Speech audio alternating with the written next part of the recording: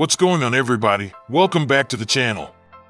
We've got a full Wednesday MLB slate to go through, and this is exactly the kind of board where the best bets usually come from the details, pitching form, bullpen strength, ballpark fit, and which teams are actually in the better spot to control the game. There are a few sides I like, a couple totals that make sense, and one or two underdog spots that I think are worth a look if you're trying to find value. So let's get right into the games. First up, the Angels heading to Arizona to take on the Diamondbacks. This is a spot where the number looks a little too confident on Arizona for my taste. The Diamondbacks are clearly the better overall team, but this isn't a game where I'm rushing to lay a big number with them because the pitching matchup gives the Angels a real chance to hang around. Sam Alderweireld has actually been a nice bright spot for the Angels. He's been throwing the ball well, he's keeping runs off the board, and he's giving them a legitimate chance to compete when he's on the mound. The problem, of course, is everything around him. The Angels' bullpen has been shaky all year, and that makes them tough to trust late in games. Arizona has the better starting pitcher here with Eduardo Rodriguez, but even he has had some recent inconsistency. He's been solid overall this season, but this is not a matchup where I'm seeing a dominant edge that makes me want to force the home favorite. My best pick here is the under. This total looks a little high to me for two teams that are not exactly lighting the world on fire offensively. Arizona's offense has taken a step back, the Angels are still inconsistent, and both starters are good enough to keep this game manageable if they do their job. Next game, Toronto and Boston. This is one of those matchups where the market has to make a judgment call on two teams that have not been especially trustworthy. Toronto's offense has taken a step back, Boston's offense has been one of the weakest in the league, and neither team is coming in with a ton of confidence at the plate. Max Scherzer is the big question here. If he were in peak form, this would be a different conversation. But right now, with the way he's been throwing the ball, I can't back him with a straight face. He's just not giving me enough reason to believe in him yet. Boston's starter has shown some flashes, but the Red Sox bullpen has been the better part of their team this year, and at home that gives them some protection. Toronto, meanwhile, has had some trouble generating consistent offense on the road. So if I had to choose a side, I'd go Red Sox, but this is not one of my favorite games on the board. It's more of a stay away than a bet I'm trying to force. The total is also tricky. I could understand an underlook because both offenses have been uneven, but I don't love enough in this spot to make it a premium play. Now to Chicago and New York. This feels like a game where the Yankees should have the edge pretty clearly. They're the better team, they're at home, and they've been swinging the bats well. The White Sox have had a few solid stretches offensively, but this is still not a team I want to trust against a strong opponent in a tough road setting. Carlos Rodon is in a pretty good spot here. He's been throwing the ball well, the Yankees' bullpen has been excellent, and the offense has enough firepower to make life difficult for the White Sox pretty quickly. New York has also been rolling at home, which matters a lot in a game like this. I don't love forcing a total here because both starters have enough quality to keep things honest, but if the Yankees get into the Chicago bullpen early, this game can open up in a hurry. So my best pick is Yankees money line. This is also one of those spots where the price may be a little steep, but I still think it's justified because the Yankees have the stronger overall form and the better matchup. Next up, San Francisco and Atlanta. This is a pretty simple one for me. The Giants have had some weird results lately, and they've even gotten enough run support in some of these starts to stay competitive.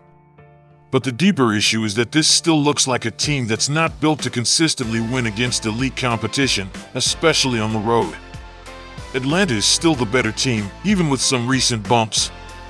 Their lineup is more dangerous, their bullpen is better, and they've got a lot more ways to win a game. J.R. Ritchie gives them a strong arm on the mound, and I really like that combination at home. San Francisco's bullpen has also started to slide a little bit, which is not great news if they fall behind. If Atlanta gets into the middle innings with a lead, I like their chances to control this one. So my best pick is Braves here. The total is playable to the under for me as well, mainly because I think Atlanta can manage the game and the Giants' offense hasn't been consistent enough to make me want to chase a high-scoring script. Now to Cleveland and Milwaukee. This is one of the better games on the slate from a pitching and form standpoint. The Guardians have a capable starter in Gavin Williams, and even though Cleveland's offense has been struggling badly, their pitching staff still gives them a chance in a lot of games. Milwaukee, though, is my best pick here.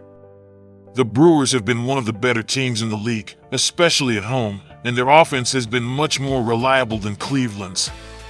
Even when their starter has had a rough season overall, there are signs that he's starting to settle in, and that matters when you're facing a weak offensive club. Cleveland just hasn't been doing enough at the plate to make me trust them on the road.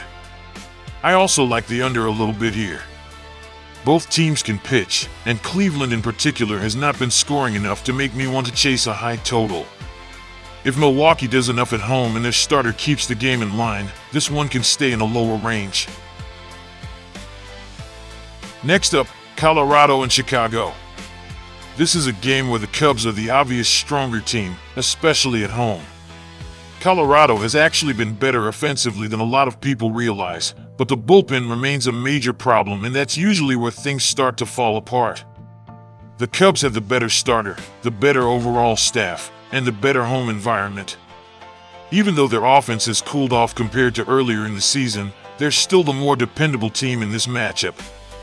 Javier Assad has been dealing lately, and if he gives them a solid start again, Chicago should be in a very good position to win this game. Colorado can hit a little, but I don't think they're built to survive long enough in this park if they get behind. So my best pick is Cubs here. The total is interesting because the Rockies can contribute offensively, but I still think the Cubs have enough pitching to keep things under control.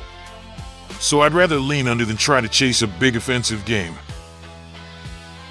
Now to Baltimore and Seattle. This is a tougher one to call, and honestly, one of the more balanced games on the board. Baltimore has the better offense right now, but the Mariners have the better bullpen and the better home setup. That's the kind of contrast that can make a game tricky. George Kirby gives Seattle a strong foundation, but Baltimore has been swinging the bats better lately and could absolutely make this one uncomfortable. Kyle Bradish also gives the Orioles enough of a chance to keep it close if he's sharp. Because of that, I'm not super strong on the side. If I had to lean, I'd probably look Orioles in a small way because of the offensive upside. The better look to me might actually be the over. Both teams can get to the starter if things go well, and neither offense is so weak that I'd feel comfortable expecting a clean, low-scoring game without some hesitation. Last game on the board, Pittsburgh and Oakland. This is one of the more interesting underdog spots of the day. The Pirates have had some strong stretches offensively, but they've also hit a rough patch lately, and that's always a concern when you're on the road. Oakland has quietly become a more live offensive team than people expect, and at home, I think they're in a decent position to keep this game competitive. The pitching matchup is not bad for them either, especially if their starter is healthy and able to give them a decent outing. The Pirates' bullpen has not been as sharp as it was earlier in the season, and that's something I'm paying attention to here. If this game stays tight into the later innings, I think the Athletics can absolutely steal it. So my best pick is Athletics at home. I'm not rushing to the total, but I wouldn't fight an over if the number is reasonable because both teams have enough lineup quality to put up runs. That's the full board for today. A few strong home spots, a couple value underdogs, and a handful of totals that make sense once you factor in the pitching, the bullpen strength, and how these teams are actually playing right now. So that's where I'm landing today. If you enjoyed the video, make sure to like, subscribe, and share it with somebody who's betting these games tonight. It helps the channel a lot, and it lets me keep bringing you these daily picks and breakdowns. And I'll catch you in the next one.